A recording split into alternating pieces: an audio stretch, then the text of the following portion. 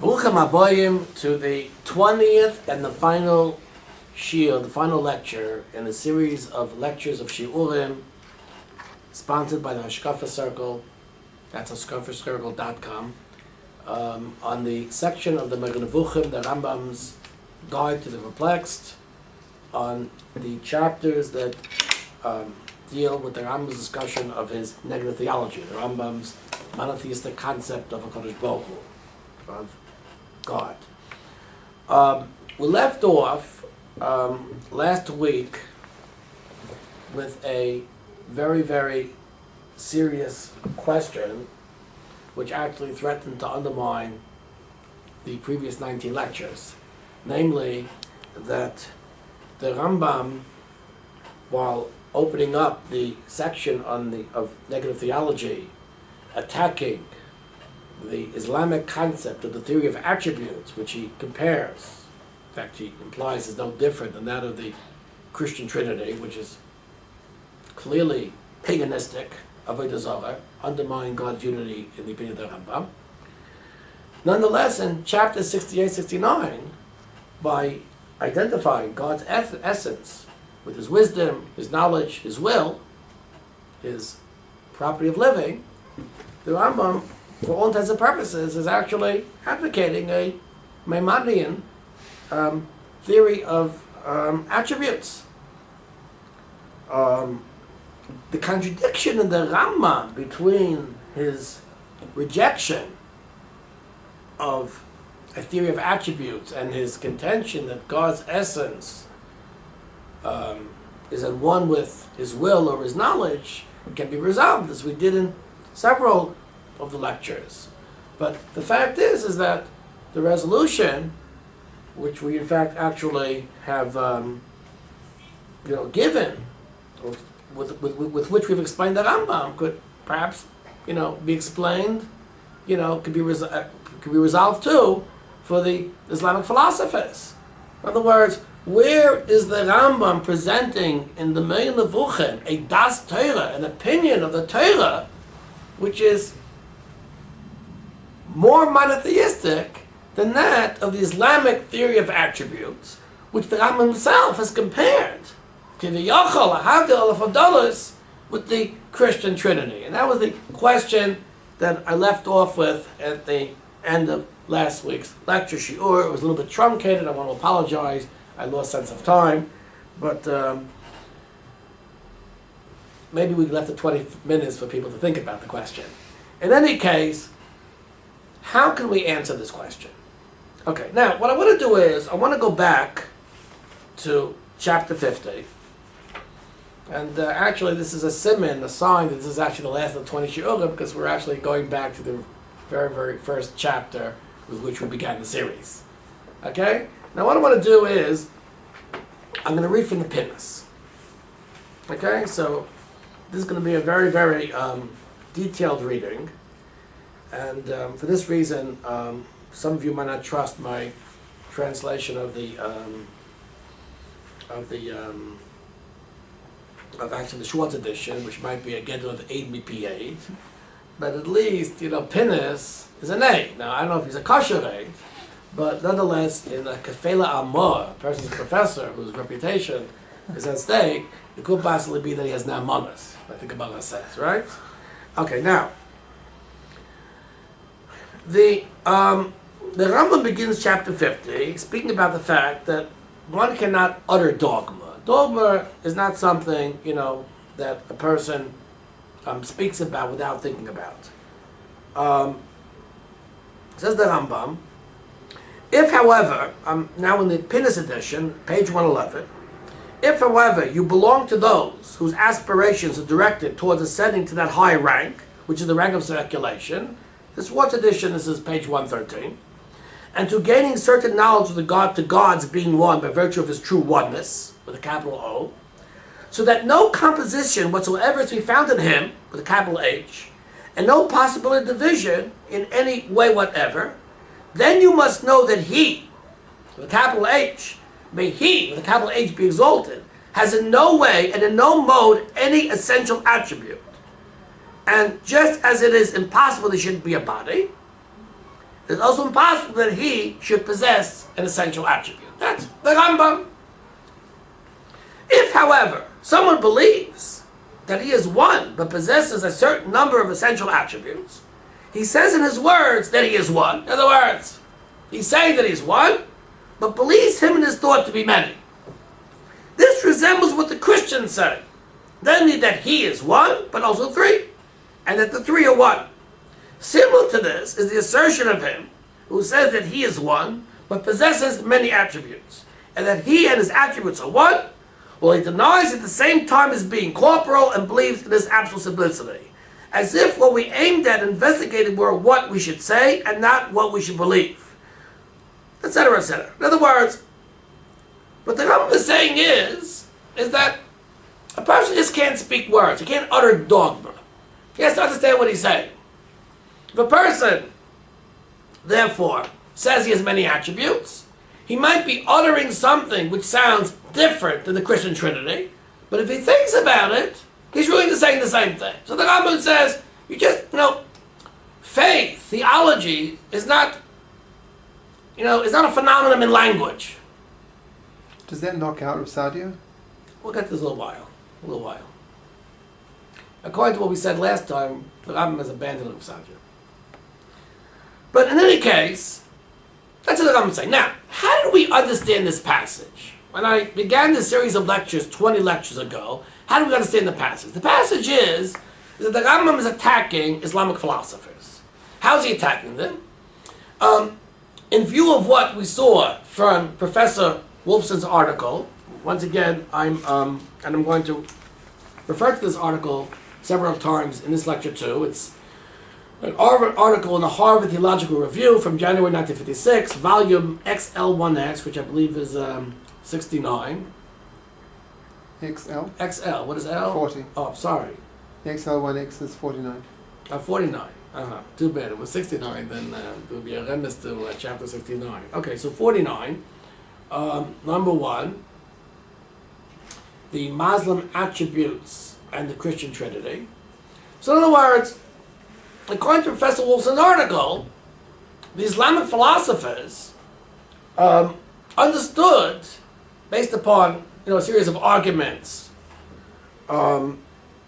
logical, rational arguments, that in fact their version of the Trinity, namely attributes, is an improvement of the Trinity. In other words, the difference between the theory of attributes and Islamic theory of attributes, the Christian Trinity, is a Trinity, right, call the Father, the Son, and the Holy Spirit gods. Or they call the properties of existence, or of the living, or of wisdom, or omniscience, they call it gods. And the Muslims say, don't call it gods. If you call it gods, God is one and not three, you're an infidel. However, if you say that God has attributes, which are attributes of God, they're in one with God, His wisdom, His knowledge, His omniscience, right? Then in fact, you could say that the attributes are one with God. So in other words, the Rambam, I think most people reading the Rambam in chapter 50 would say what the Rambam is saying is, you think if you say it differently, then you're communicating or you're espousing a different doctrine. If you really think what you're saying, it's the same doctrine. That's what the Rambam is saying. In other words, the Rambam is saying is, the Islamic theologians who propound a theory of attributes think that since they're saying it differently, they're not calling them gods, they're calling them attributes.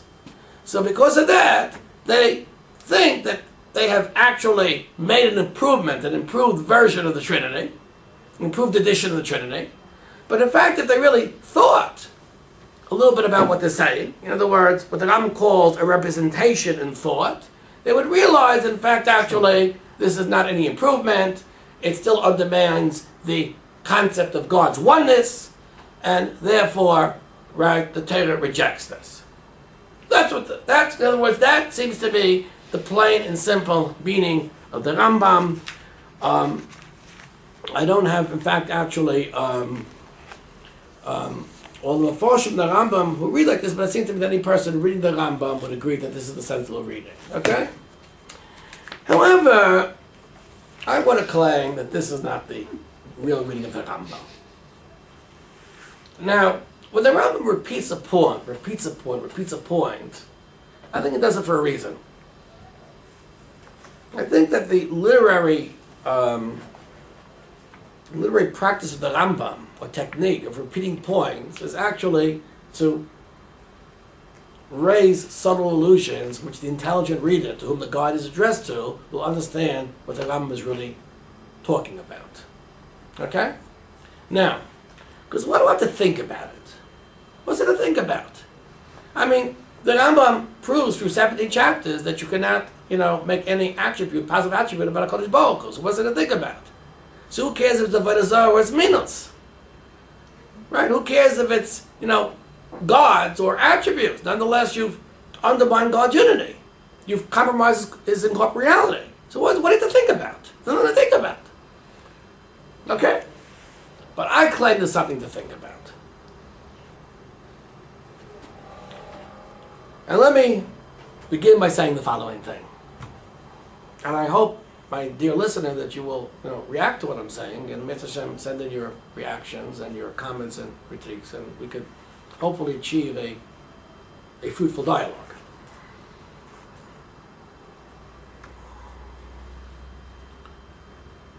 The Rambam in chapter 68 and 69, as we recall, did not obviously deny the theory of attributes. Unlike of Sacha Goin, whose answer to the Islamic philosophy as well, the three attributes collapse into one, there's no explicit refutation of the Rambam to that effect. Right? And the Rambam read Rav Sacha Goin, so if he wanted to refute it, he could have used Rav Sacha Goin's refutation. Obviously didn't. And secondly, as I explained in lecture 99, it's clearly that the Rambam understood that the attributes are different things. You can't reduce, wisdom to will, ontology to ethics. So, what is the Rambam saying? I claim that what the Rambam is saying here is that it depends.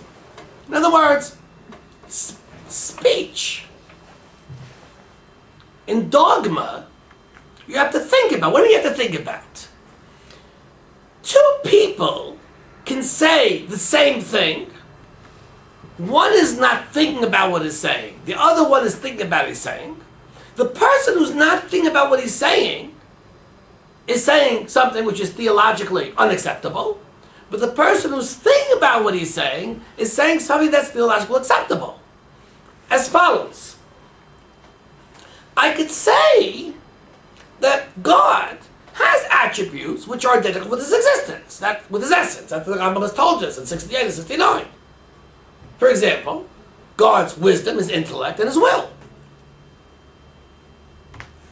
Now, we resolve what I call the internal problem that I'm saying, that when we say that God has two attributes which are identical with his essence, what we really mean to say is that man through his intellect, in Act 2, and man through ethical behavior imitates God. That's what we mean when we say that God has intellect identical with his essence. That's what we mean. In other words, we say that God's intellect is identical with his essence, but what we really mean to say, the representation of the mind, is the way Meir Triebitz described it in the lectures, 17 and 18, that basically man, when he intellectualizes, imitates God.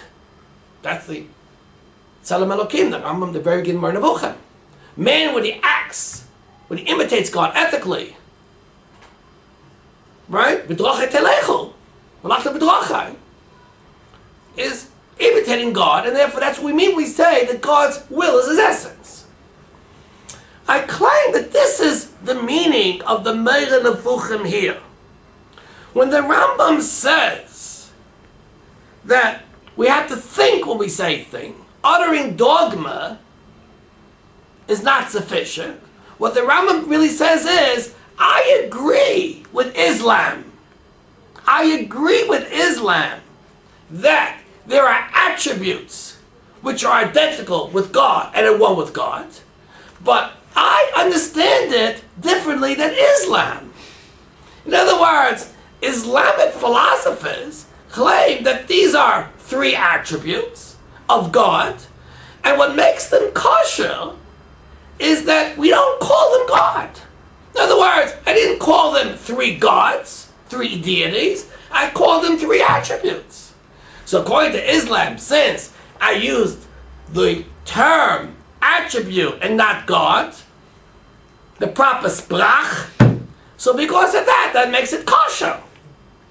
The Ram would say, you were just mouthing a dogma using a different word. But really, if you think of the attributes as attributes of God, what you think are attributes is no different than calling God three gods.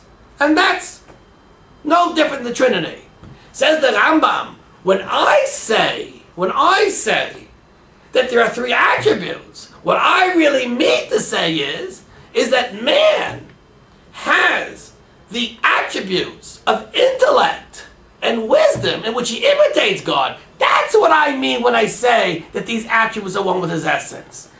And Baruch Hashem, thank God, this is what the Rambam means. The Rambam says that when when you utter something, you're supposed to think about what you're saying. You should just utter something and think that by your utterance, you've discharged, your duty as believing the proper dogma. Says the Rambam, I'm not speaking about, in other words, I'm speaking about not so much, I'm not only speaking about Islam versus Christianity, I'm speaking about myself versus Islam. In other words, when Islamic philosophers use the theory of attributes, they think that because they call them attributes, not God, like Professor Wolfson said, that they have a hechsher, that it's kosher, that it's proper to believe as such. I'm saying that, for sure, God has attributes or one with his essence. But God's attributes, if I think about it, are not describing God, but rather they're describing man. They're attributes of man as he imitates God, man's intellect and man's ethical actions. That's what the Rambam means. And that's what the Rambam says. If, however, you belong to those whose aspirations are directed towards ascending to the high rank, which is the rank of speculation, that's the intelligent reader of the Moreh Nevuchim. That's the person that Rambam is addressing.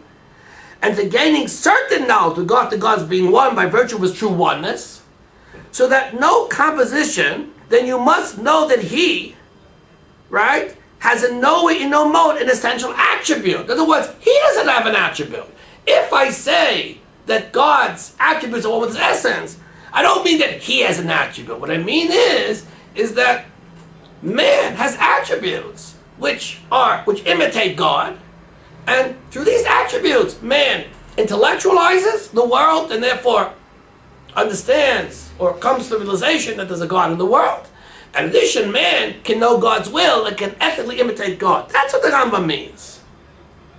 So in other words, the chapter 50 is not only a critique of Islamic thought versus Christian thought, it's actually a coming to allude to the reader that the Rambam, Maimonides are going to say the same thing in 68, 69. But if you really understand what is meant to say that God has attributes and one with his essence, you'll understand that the utterance, the change of language is not enough. It's the representation in the mind that is really important here. For there is a belief except after, there is no belief except after representation. Says the Rambam, I'm quoting the Rambam, belief is the affirmation that what is represented is outside the mind, just as been represented in the mind. If together with this belief, one really is going to believe different from it is no way possible, and then no time will be found in the mind for rejection of the belief, then there is certainty. In other words, the Rambam is saying is, I'm going to say the same thing in 68, 69. The same thing in chapters 68 and 69. But if you understand what I'm saying in 68, 69, you'll say that even though the words are identical, nonetheless, the concept is totally different. Yes? Feels like cheating. Rabbi Triebitz created a problem and then says there's no the kasha was, how is Rambam avoiding the Trinity? basically, in his positive attributes? The answer is, like we said in chapter 67, 68, 69, that it's really a reflection of man. The external problem, how's he going to resolve that? Because the Muslims said the same thing as the Rambam. Answer is, they didn't know what they were saying. Right. And that's what the Rambam was saying in chapter 50. They uttered words which seemed to be kosher. In other words, what they said was right. Right. But they didn't understand what they said. Right. That's what the Rambam is saying in chapter 50. The Rambam says, in other words, really, the Rambam appears to be saying what the Muslims say is an improved edition of the Trinity is because their language is different from the language of the Christians. What Rambam is really saying is that since the main important thing is to understand concepts, even though I'm going to say the same thing as they say, since I understand it differently, and so with the true faith, says the Rambam, true faith is a person's thought. As he says, representation of a person's mind. True faith is not what I say. True faith is a person's thought. If I understand this sentence, this statement, that there are attributes of one with essence in a different way, that's true faith. How does Rambam know the Muslim theologians didn't understand it the same way he does? Because he would never call it attributes. No, put it this way. They got the right words. What? They got the right nussach. No, well, the Rambam, I get the Rambam understood from the philosophical works that wasn't true. Look, Harry Wolfson, right, certainly did not understand, at least not in his article on attributes and Trinity in the Harvard Theological Review, and not in his book on his philosophy, does Harry Wolfson is not mechaved l'daiti. Harry Wolfson in no way, right, expounds this in a way that I'm expounding it. How is that a riot to Rabbi Triebitz? No, because that's Harry Wolfson, that's how the normal person would understand the Islamic theory of attributes. So I'm using Harry Wolfson as an intelligent person who probably understood Islamic philosophy, and you see clearly that he understood it to be a literal theory of attributes. We're describing God. I mean, the Rambam understood this. The Rambam understood that the Muslims are thinking the same way as Wolfson. Right. But that's fine. And therefore, they get the words right, but they got the concept right. In other words, like this. Let's understand like this. When the Rambam is attacking theory of attributes, the Rambam is saying you got the right words, but you have the wrong concepts. What the Rambam really means is that you have the right words, but the wrong concepts. Right. That's what the Rambam is saying. So I claim this is the true understanding of what the Rambam is saying. That's what the Rambam is constantly saying. The main thing is representation in the mind. The main thing is representation in the mind. Forget about language. There is no belief except after representation.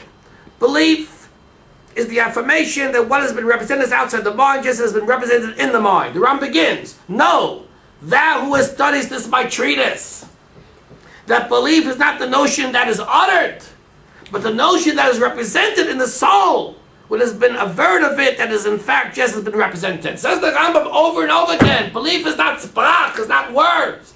Belief is thinking. So what does that really mean? What does that mean? So you would think it means, if you say different words, a different concept. What the Rambam really means to say is that what? You can say the same words, but it depends how you think. That's the Triebitz resolution of the external problem of the Rambam. That's what I think is correct. No? Okay. So, to summarize, what has the Rambam done? The Rambam said to what? Now, of course, this is not something. In other words, if the Rambam would have said this, now why did the Rambam say this in such a, in such a backside way? Why did they say it outright? Well, first of all, I mean, there's an internal contradiction in the Rambam. In other words, this is done. I claim, because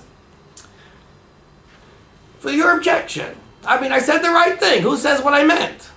Mm-hmm. Okay? But the Rambam understood that they understood it differently. They understood it differently. I'll tell you something, probably from Satya Goin. My opinion is that the Rambam here in the Meir Nevuchim is addressing and arguing Rav Satya Goin. The Rav Satya Goin gives, in other words, if you would ask the Rambam, based upon chapter 50, well, you can't say God is one with several attributes, so what's the answer? The answer is Rav Satya Goin. I'm quoting Rav Satya Goin on page 103 in the Yale University edition of Amunas B'Deis of the Book of Beliefs and Opinions, we have therefore established the fact that these three matters constitute one attribute. In other words, Absatchi going collapse all three attributes. But the Rambam does not allude to any type of a solution, of any type of rebuttal as such. So therefore we have to assume that the Rambam is rejecting Absatchi Goin's right answer, his rebuttal. So I'm left with different attributes. So the Rambam says, it depends what you mean by the different attributes. If you mean by the different attributes three separate attributes of God, objectively speaking, and in fact, Absatchi Goin actually used the attributes, not really in terms of the theory of attributes Islamic, but rather he was describing the Trinity. Says the Rambam, that undermines the unity of God. But if you understand the attributes as I understand the attributes, that the attributes are really reflections of the way in which man imitates God. Man Selam Elokim, right? Then you could say that there are attributes that are at one with God's essence. Because I'm not speaking about an objective essence, an attribute which drives the essence. I don't picture in my mind one which is three. A Venn diagram of sets. But rather, it's not a din chepsa, to use brisk. It's not a din chepsa, din gavra. Forget about brisk, Bezer ben Bezer David. Anyway, that's the solution of the Rambam. So I claim that this is the final, my dear listeners, this is I think there's a little bit of a novel, a chiddush, that the Rambam in fact is chas v'sholom, he's not agreeing to the theory of attributes. But what he's saying is, my understanding of the statement that there are attributes that are one with God's essence, my understanding is the proper belief in God's oneness. Their understanding of the same statement, right, is in fact actually, we call it a bluff. It's not an improvement over the Trinity. Because man is objectifying God. Whereas attributes are really a way of expressing man's divine nature, Selam Elokim. Okay? Well, that's quite an ending. It's quite an ending to the chapters on negative theology. What? Still half an hour. Yeah. And we have some time, but I would like to make a very interesting comment, speaking about divine attributes. I want to go once again to Professor Wolfson in the Harvard Theological Review article. It's going to be, I'm making him famous. Said Professor Wolfson at the very end of page 7, and more than that, when we tried to find what these properties and characteristics of three persons of the Trinity were, I'm now on page 8, in other words, what were the properties of the Trinity? We shall find that they correspond exactly to the attributes which at first in Islam were held to be real things existing in God. Right?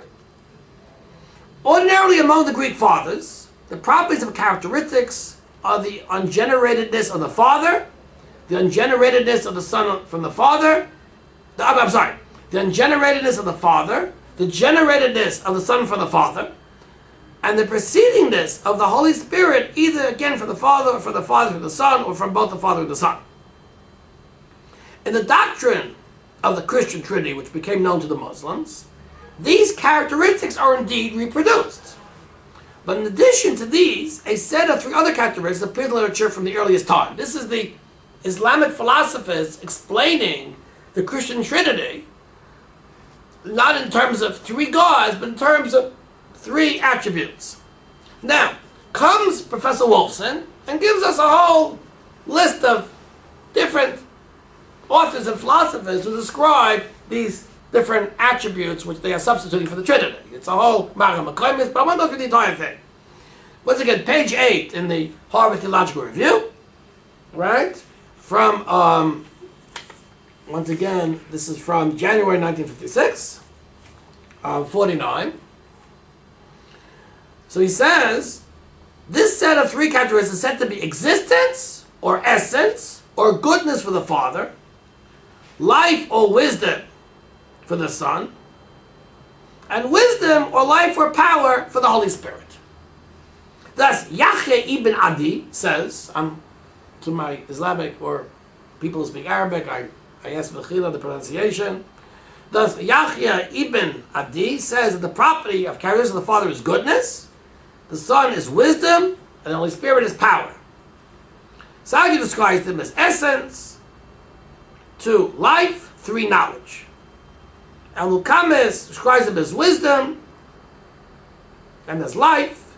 Aliyah Nisbet describes them as essence, life, and wisdom. Some other guy, Shach Kastani, describes them as existence, life, and knowledge. Existence, knowledge, and life. Essence, whatever it is. Now, one guy says goodness. I'll speak about goodness because that's perfection. But like this, what are really most of them are saying here? That's existence, I don't know, knowledge, and life. That's really the three things. One guy says goodness, and that's a concept that we spoke about the ontological proof. We spoke about perfection. But no one says will. Mm-hmm. No one says will. Very interesting. No one says will. No, there's wisdom, life, and existence. Knowledge, existence, and life. No one says will. Why does no one say will? In other words, the Rambam in chapter 69, he spoke about intellect, spoke about knowledge, he spoke about life, but he also spoke about will. Will, my dear listeners, that's the end of the Moreh Nevuchim. That's the spitz of the Moreh Nevuchim. Will is probably the most important. How come no one mentions will here? One person mentions goodness, but everybody else mentions. Rav Sacha Goin certainly doesn't mention goodness. Rav Sacha Goin,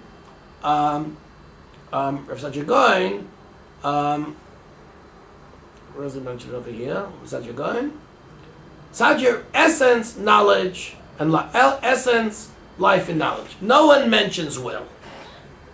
Why does no one mention will? In other words, there's a chiddush, there's a novel of Maimonides, a Yiddish chiddush, will. In other words, the Islamic version of the Christian Trinity mentions basically knowledge or wisdom or essence or existence or living. No one mentions will. The Rambam only mentions will. Why is that true?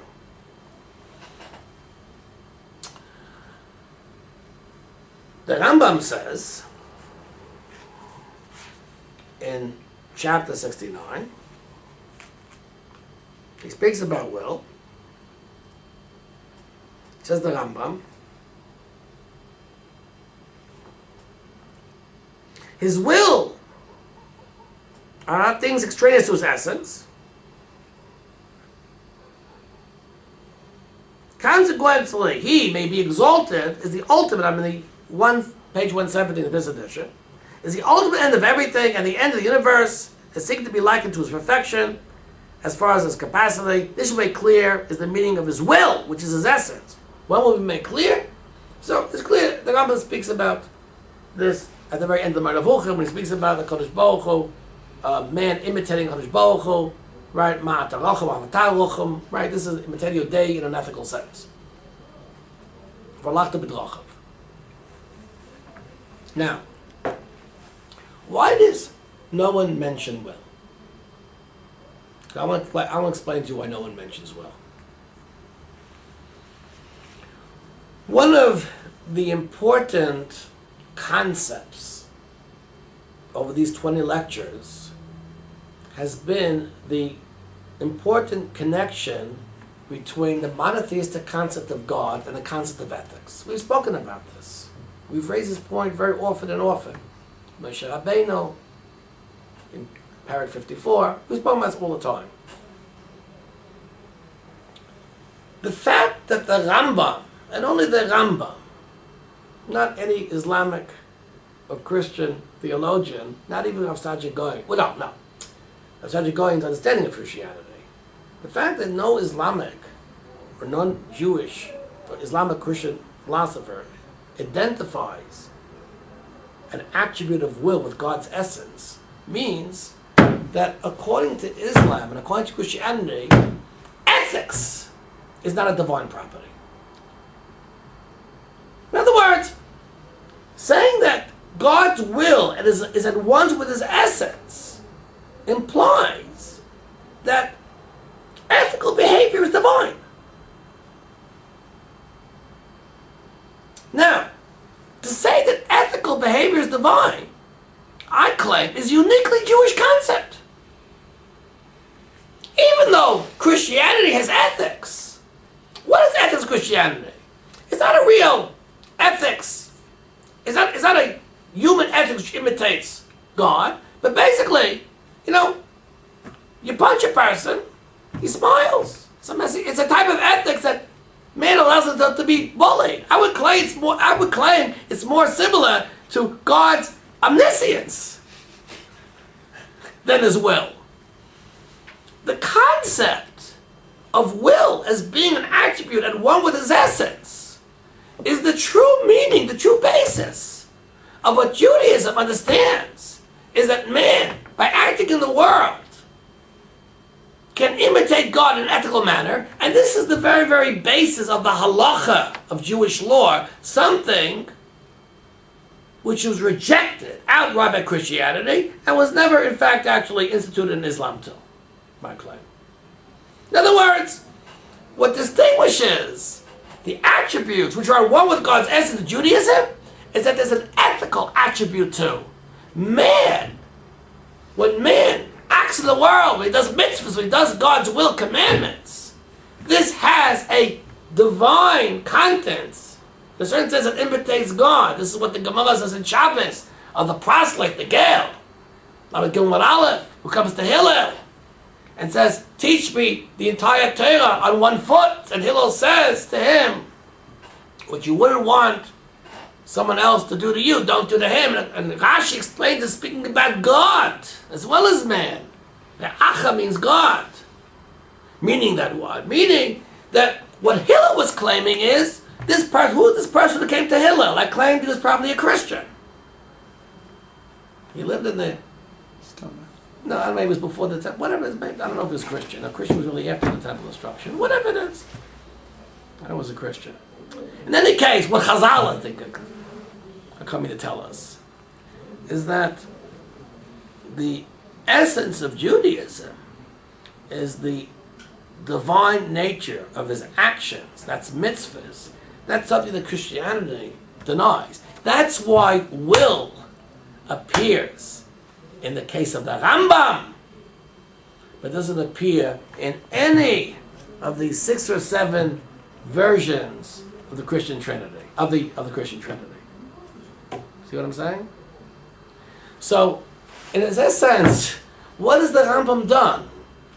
By inserting will, and he inserts it like Derech Agav in chapter 69, by inserting God's will as an attribute with his one with his essence, what the Rambam is saying is, just as man imitates God with his intellect, man imitates God with his actions, which means not only is there a divine basis for man's thought, there's a divine basis for man's actions.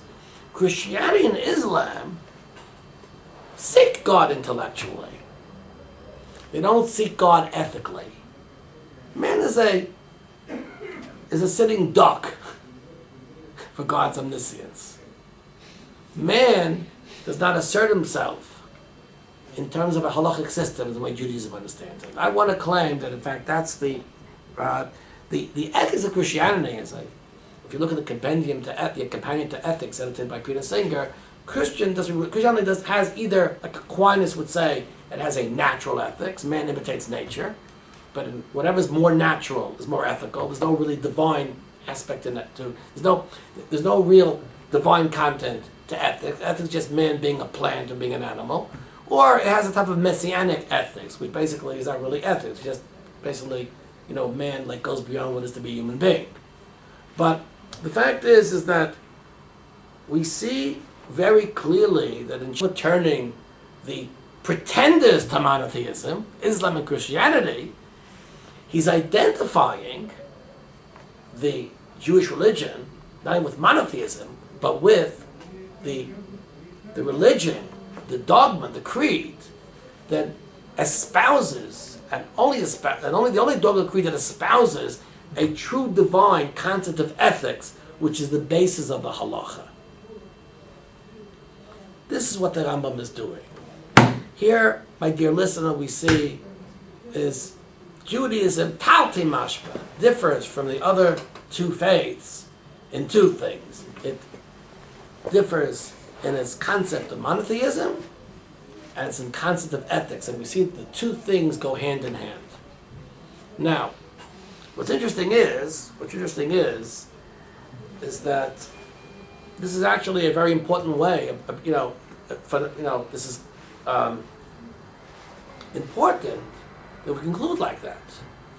In other words, the Rambam's conclusion of the section of Negative Theology concludes with the unique vision of Judaism in terms of God's abstract monotheism, his oneness, and the ethical relationship which man has with God.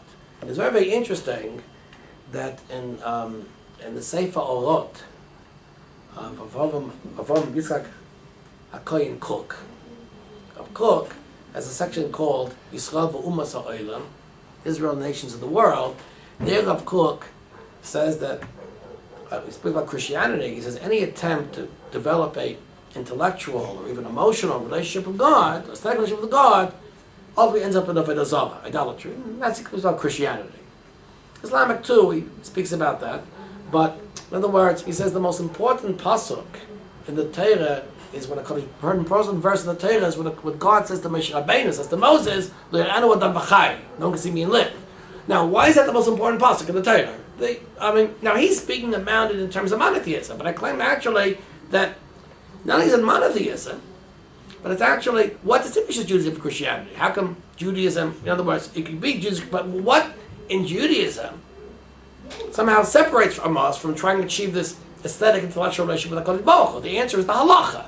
The halacha is what turns things over on the other end, namely that man does not live by getting close to God, man lives by imitating God. How does man imitate God? Through ethical action. In other words, man's intellect alone is not enough, because by man imitating God through his intellect, he can come to try to understand what God is. That's ultimately, says Rav Kook, ends up, in avodah zarah, idolatry. But when man tries to imitate God in terms of his actions, there's always a distance between man and God. Because a person with whom you develop an ethical relationship, you have to respect him. You can't become one with him. On the contrary, an ethical relationship is recognizing that he's the other. He's someone else. He's worthy of your respect. Taking a person and trying to smother him and try to, make him part of you is domination. It's not ethics. So in other words, the ethical relationship with God ensures the monotheistic concept. The reason the Christians don't have ethics is because they don't have halacha. Right. Christianity is a rejection of halacha. Because ethics is halacha. Right. The Christianity understood the Old Testament to be a metaphor for the coming of their God, and therefore the mitzvahs were lav dafka. The mitzvah is right. But love your neighbor is a very Christian concept. But love your neighbor is a self. But it isn't literally. In other words, if the neighbor hits me and slaps me, you're supposed to love him still. There's no dual relationship between. Whereas Hillel would go with Rashi that it means halacha. Right. So in other words, basically, the Rambam here is concluding as such. Now, with this important comment and remark, right? The fact is that we now conclude the series of lectures, 20 lectures on the section of the Megillah Nevuchim, the God Perplexed, on the Negative Theology. I think here it's important to, in view of the solution that we made to the external problem regarding the theory of attributes, and the Rambam's version of the theory of attributes, I think it's very important to understand a very significant thing over here. We saw that the Rambam himself, especially in 54, attributed Moshe Rabbeinu's understanding of the ways of God with his understanding of the interactions and the interrelationships of the entire natural world, which means, in a certain sense, is that the Rambam understood that scientific knowledge of the world is something which promotes man's understanding of God's ethical ways. That, I think, came out very, very clearly in Parak Nun Dalet, chapter 54. So in other words, in a certain sense, the Rambam understood that scientific knowledge of the world only adds to man's understanding of the ethical nature of God's acts. And that's why Moshe Rabbeinu, Aver Kol Tuvei, right, Aponai, the Rambam understood meaning that Kodesh Baruch Hu showed him the entirety of the natural world, its interconnectedness, and this is actually in other words, man's ability on the basis of God's action in the world is to perceive the ethical nature of God's creation. But what's interesting is that the Rambam, in a certain sense, traced the monotheistic concept of God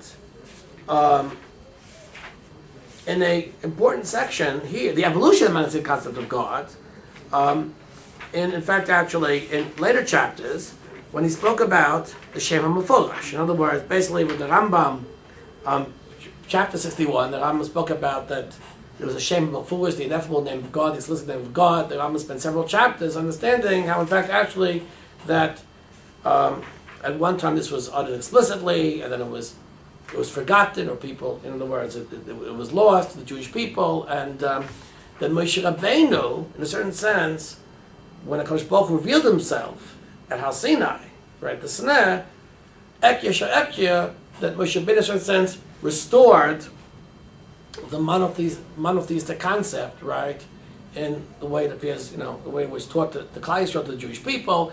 The Rambam repeats this theme in the third chapter, in the third section of Moreh Nevuchim, I think actually in chapter 29, there the Rambam also repeats this concept that Moshe Rabbeinu's entire Torah is coming to eradicate Avodah Zarah. That means to herald the true notion of God and to do away with any notion of God, any divine notion of divinity which undermines God's unity. What's interesting is that the Rambam presents to us a very, very in chapter 61, 60, 63, and also, right, that a very, very interesting notion that, in fact, actually, that throughout history, after a period of degeneration, the man's understanding of God, as the monotheistic concept, right, was strengthened throughout history. And it's interesting is that the Moreh Nevuchim, as I understand it, especially the pasuk with which it begins, B'Shem Hashem Kel Olam, which the Rambam identifies with Avram Avinu, his proclamation of monotheism, but the Rambam understood himself to be in the same position, that he was coming to write a book in which he saw a world that became entrenched in what he felt to be Avodah Zarah, means a world that became entrenched in a philosophy, the theology, which undermined, which compromised the true notions of God's unity. And the Rambam here was coming to explain to us, right, how in fact actually only the Torah, right, only the Torah can come and, in other words, and present to us what is really God's true unity. In other words, what distinguishes Judaism from all the other religions. Now what's interesting is that the Rambam in Hilchos Malachim, at the Hilchos Malachim, says explicitly there, in the unedited edition, look at the Frankel edition, that even though that Muhammad and Jesus were false prophets, nonetheless they brought the world closer to recognizing the true God, the true concept of God, which means that Islam, maybe even Christianity, wasn't a bracha levatala in the sense that, in other words, the Trinity was perhaps a little bit of an improvement over paganism, and Islam was probably an improvement over the Trinity. In other words, the theory of attributes, the Rambam says, is not better than the Trinity, but I understand that what the Rambam really means to say is that in fact, that the theory of attributes is an improvement over the Trinity to a certain extent, but it's still riddled with the same problem. It still compromises on God's unity. Which means what the Rambam has done in the Meir Triebitz is to show us, on one hand, how Islam attempts, to create a theological improvement over the Christian Trinity, but how it hasn't gone far enough. It still compromises God's unity. Whereas the true understanding of God's unity can only come through the Torah, through Judaism, and where God's attributes are understood and with a proper understanding. So in other words, what the Rambam is doing is actually showing how our concept of monotheism, right, in fact extends beyond, right, those movements that claim to be monotheistic, and Judaism still represents, is a step ahead of it, a step beyond. On one hand, the Rambam is acknowledging, I think, that theory of attributes is an improvement over the Trinity. On the other hand, though, it still compromises God's unity. And this is really what the Rambam is doing in the Meir Triebitz. In other words, the purpose of the Rambam and the Meir Triebitz is to proclaim, B'Shem Hashem Kel Olam, the true concept of God's unity, which is the true monotheism in the world. And this is something which is uniquely Jewish. Not only is it not Christian, but it's not even Islamic. And that's really what the Rambam understood to be his purpose when he wrote the Meir Triebitz. Of course, this concept can only be understood by his intelligent reader.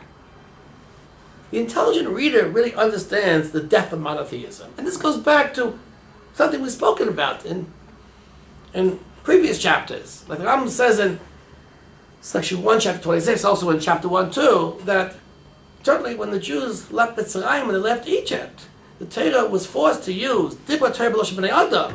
The Torah was forced to use that anthropomorphic terms because most people are not capable of an abstract monotheistic thinking.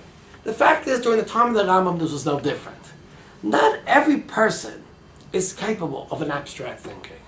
Therefore, the Rambam wrote the Meir Triebitz in a way in which the intelligent reader would understand the true depths of monotheistic thinking.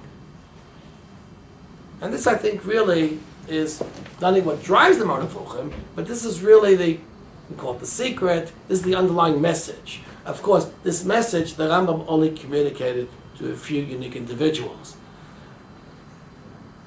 I mean, I hope that we're one of those individuals. I hope that actually we understood the Rambam correctly. I think we did. I'm curious for your comments. But in any case, the fact is that the Rambam, in my opinion, very, very triumphantly, certainly in view of our interpretation, reconfirms that only Klal Yisrael can utter with the true understanding Hashem Elokeinu Hashem Echad. Shema Yisrael means to understand Hashem Elokeinu Hashem Echad. The nation of Israel only truly understands the true meaning of Hashem Echad. And that really is the message of these chapters of Negative Theology. And I think this is really what we should have gotten out of these 20 lectures. I think this is what I got out, certainly. In any case, I want to thank everyone for taking the patience to listen. Once again, like I said before, I want to thank Rabbi Sedley, who not only does the engineering, but actually acts as my intellectual my supervisor. If I said something stupid, it's either because maybe he left the room for a few minutes. My fault. Yeah. But in any case, I want to thank everybody. For some of your comments have been very encouraging. I'd like to hear more comments. You want to talk about Tamei Mitzvahs? In Mirz Hashem, I think that a lot of people have taken an interest in the Meir Triebitz. In Mirz Hashem, next month, we want to do another section of the Meir Triebitz, and our plan was actually to do the Tamei Mitzvahs, which is much more extensive and much more complicated than I think. The whole of half of the third section. Right, it's half of the third section of the Meir Triebitz, and we really want to go to Tamei Mitzvahs, which is probably is the ending, including part of the Moreh Nevuchah. I think that's the Rambam's tour de force. It's something that not everybody knows, is familiar with, and I think it really contains a wealth of understanding and knowledge and insight into the into our holy Torah. So that's our after Pesach. that's after Pesach from Yetz Hashem, right? Abalin Tova. We will have other shiurim too, hopefully Yetz Hashem. That will go into other topics, but we'd like to hear some of your input on what type of shiurim you'd like to hear too. I mean, this is like. We may well ignore it. What? We'll ignore it. Right. We'd like to hear it. Right. We call it National Socialism. But in any case, I want to thank you, Rabbi Sedley. Thank you, everybody who sent in very, very helpful comments. And from an undisclosed place in Yerushalayim, Ir HaKodesh, I want to conclude with the pasuk that the Rambam brings in the Moreh Nevuchah. B'Shem Hashem Kel Olam. We can once again reaffirm that Hashem Echad, Am Echad, that only Klal Yisrael Hamiyachdim Shmoi, that this in fact is our tachlis in the world, and by doing that, we've actually, I think we've become the mitzvah of Yichud Hashem. Yishakoyach Gadol Hatzlacha Rabba Kol Tuv.